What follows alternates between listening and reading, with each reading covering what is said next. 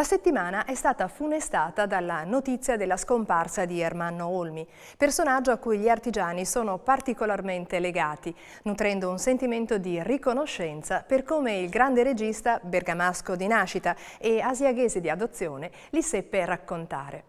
Olmi, con la sua cinepresa, ha affermato il presidente di Confartigianato Veneto, Agostino Bonomo, ha dato volto, voce e colore ai valori più profondi del popolo, a quella religiosità fatta di cose semplici e di esperienza quotidiana.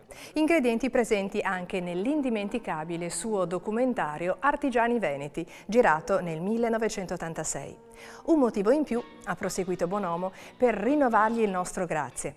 Ermanno Olmi, sul finire del 2013, fu ospite di Confartigianato Vicenza assieme al professor Paolo Crepè in un incontro della Scuola per Genitori sul futuro dei giovani, tenuto al Teatro Comunale di Vicenza.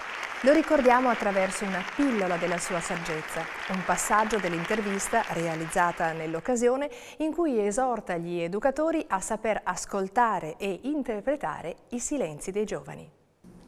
Un'attenzione silenziosa alla voce dei ragazzi, che non parlano solo con la voce o coi vocaboli, parlano con il linguaggio che non ha parole per essere, come dire, realizzato in termini di comunicazione organizzata.